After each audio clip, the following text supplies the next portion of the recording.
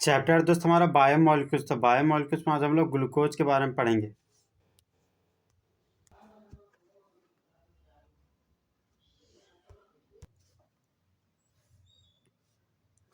आज हम लोग दोस्त ग्लूकोज के बारे में पढ़ेंगे। तो ग्लूकोज का मॉलिक्यूलर फार्मूला होता है C6H12O6। मॉलिक्यूलर फार्मूला का मतलब हो गया एक्चुअल नंबर ऑफ आइटम्स को क्या बोलते हैं, मॉलिक्यूलर फार्मूला। कार्बन का 6 आइटम है, हाइड्रोजन का 12 आइटम, ऑक्सीजन का 6 आइटम है। तो मॉलिक्यूलर फार्मूला हो गया C6H12O6। यूपेक पहचान ग्लूकोज को डी ग्लूकोज के नाम से पहचानते हैं। ग्लूकोज का अदर नेम क्या है, डेक्सट्रोज या ग्रेप शुगर। ग्लूकोज का टाइप क्या है, एल्डो हेक्सोज। तो एल्डो का मतलब हो गया एल्डिहाइड फंक्शनल ग्रुप रखने वाला। हेक्स का मतलब हो गया कि ग्लूकोज के पास 6 कार्बन है। और ओज का मतलब हो गया कि ग्लूकोज एक तरह का क्या है, शुगर। तो ग्लूकोज को तैयार करने का तरीका पढ़ेंगे। सुक्रोज का प्रतिक्रिया वाटर के साथ करवाना है। सुक्रोज का मतलब क्या हो गया दोस्त, शुगर। शुगर को क्या बोलते हैं, सुक्रोज। जब सुक्रोज प्रतिक्रिया करता है वाटर के साथ इन्वर्टेज एंजाइम की उपस्थिति में, तब मेन प्रोडक्ट रूप में ग्लूकोज और फ्रुक्टोज का फॉर्मेशन होता है। कार्बन 12 है तो कार्बन 6 दो जगह बांट दिए। हाइड्रोजन 22 और 2 हाइड्रोजन 24 हो गया। तो हाइड्रोजन 12 दो जगह बांट दिए। 11 ऑक्सीजन और 1 12 ऑक्सीजन हो गया। तो ऑक्सीजन 6 ऑक्सीजन दो जगह बांट दिए। तो एक तरफ बन गया ग्लूकोज और दूसरी तरफ बन गया फ्रुक्टोज। ग्लूकोज में फर्स्ट पोजीशन पर एल्डिहाइड फंक्शनल ग्रुप पाया जाता है, फ्रुक्टोज में सेकंड पोजीशन पर कीटोन फंक्शनल ग्रुप पाया जाता है।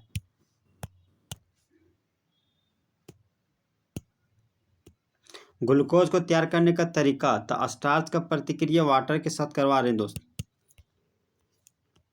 तो जब स्टार्च प्रतिक्रिया करता वाटर के साथ जाइमेज एंजाइम की उपस्थिति में, तब मेन प्रोडक्ट रूप में ग्लूकोज बनाता है।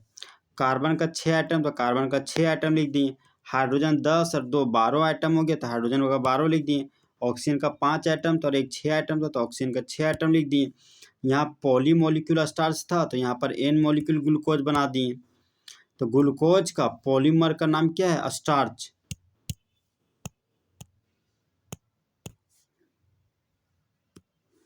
एंजाइम को याद करने का ट्रिक, जिसके नाम के अंत में एज लग जाए उसको क्या बोलते हैं, एंजाइम। देखिए नाम में एज लग गया तो क्या हो गया, एंजाइम। तो ट्रिक है दोस्त मस्जिद। तो एम से हो गया माल्टेज एंजाइम, ए से हो गया अमाइलेज एंजाइम, ए से हो गया सॉर्बेटेज एंजाइम, जेड से हो गया जाइमेज एंजाइम, आई से हो गया इन्वर्टेज एंजाइम और डी से हो गया डायस्टेज एंजाइम। ग्लूकोज का बनावट, तो ग्लूकोज देखिए दोस्त, यहाँ पर एल्डिहाइड फंक्शनल ग्रुप लगा हुआ है। यहाँ O था तो OH लगा दिए, फिर H लगा दिए, फिर OH लगा दिए, फिर OH लगा दिए। तो OH के लेफ्ट हैंड साइड में H है, फिर OH है, फिर H है, फिर H है और लास्ट में क्या है, CH2OH ग्रुप लगा हुआ है। तो aldehyde carbon containing functional group है। तो बोलता हम जहाँ खड़े होते हैं वहीं से नंबरिंग शुरू होता है। तो नंबरिंग एल्डिहाइड फंक्शनल ग्रुप से चालू होता है। 1 carbon, 2 carbon, 3 carbon, 4 carbon, 5 carbon और 6 कार्बन। तो इसका नाम क्या हो गया, डी ग्लूकोज। डी का मतलब हो गया डेक्स्ट्रो रोटेटरी ग्लूकोज। अब देखिए दोस्त, CHO के लिए CHO लिख दिए। यहाँ CHOH था, यहाँ भी CHOH है, यहाँ भी CHOH है, यहाँ भी CHOH है। तो एगो CHOH 2 3 4 ठो CHOH है, तो CHOH का होल फोर लिख दिए। लास्ट में CH2OH था तो CH2OH लिख दिए। इसका नाम हो गया डी ग्लूकोज। डी का मतलब हो गया डेक्स्ट्रो रोटेटरी ग्लूकोज।